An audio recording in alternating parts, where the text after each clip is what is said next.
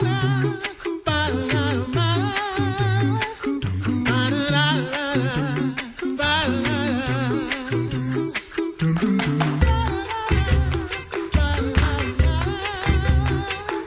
listening to the Coffee Hour.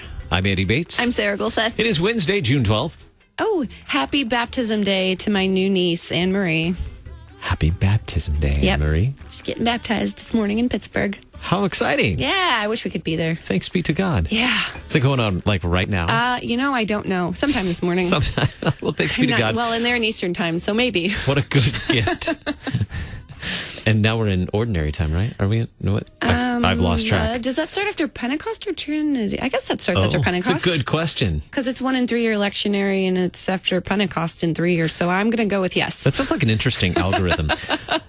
We have two good topics on deck today. There's, two great opportunities for learning, actually.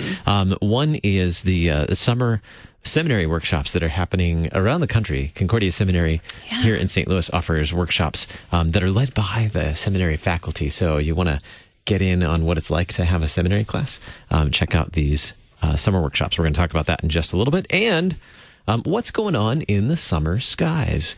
Mm-hmm. Yes, we're going to head to Seward, Nebraska, and talk with one of our favorite, probably our favorite astronomy professor. So we're going to talk about that in just a little bit as well. Did you know you can see Jupiter this week? So you can. Yeah. Well, I mean, unless it's cloudy like it is right now. Thanks to Concordia University, Wisconsin for supporting the Coffee Hour. Find out more about them at cul.edu. Live uncommon. Joining us by phone this morning, Dr. Charles Arand, Dean of Theological Research and Publication at Concordia Seminary in St. Louis. Dr. Arand, thanks so much for being our guest today. Oh, thank you for inviting me. It's good to be here. Always a privilege to talk with you, and you are going to be busy. You know, sometimes we think during the summer, the professors have the summer off. They have time vacation time. They have some time to relax, maybe do plenty of reading and some research. Nope, we're keeping you busy. You are one of several professors teaching this summer these really great summer workshops around the country, and I'm excited because you're teaching one called the Great Evangelical Creation Debate. What is the Great Evangelical Creation Debate? That sounds like a deep topic, and I don't know how you can cover it in one workshop.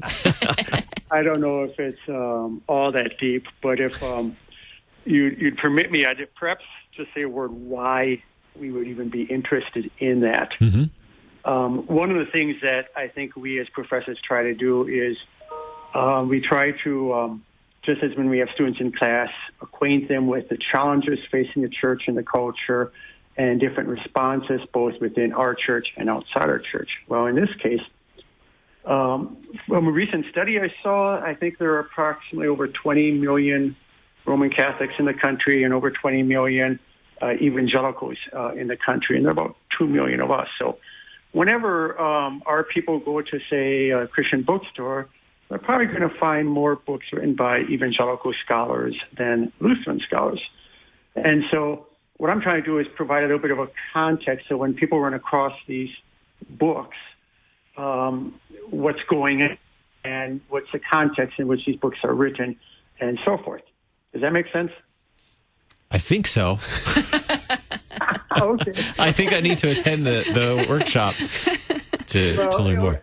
So what we're trying to do is acquaint people within our circles what's going on outside our circles of the Missouri Synod, and what kind of discussions and debates are there, and how we might react or think about them when people raise questions. So among the evangelicals in the last decade or two, there's been a lot of debate about how do we address issues, or how do we live in a scientific age, and how do we help our young people, especially college age, think about these things. There's a great concern among a lot of evangelicals about pushing kids away from the Christian church or forcing them to choose science versus the Bible and things along those lines. So what's happened is there's about 3 different groups that are pretty prominent among the evangelicals who all share sort of a similar pastoral goal, but they approach issues of creation, origins, and science in they have different solutions to it. I'll put it that way. How how do we start to understand these different viewpoints from our Lutheran perspective, and also being understanding of where evangelicals are coming from? Well, that's a great question. So basically, I'm trying to sort of be descriptive and describe what are the different positions, why they are taking the positions that they are. So when you say how do they approach things, this is a really good question. There are what I would consider three different camps among the evangelicals. They all call themselves creationists. Okay? Now that's an interesting word because we don't normally use it in our circles. We don't talk about like a redemptionist or something like that. But what creationist means, I believe, and this is my opinion, is that they're trying to find a way to harmonize or synthesize the Bible and science in one way or another. And so it's kind of a combination of theology and science. Some will call it creation science or something along those lines. But the key thing here is it's an attempt to harmonize them, to reconcile them. Does that make sense so far? Yeah. So so they're all trying to do the same thing. So the three ways they're trying to do it is you have those who call themselves evolutionary creationists.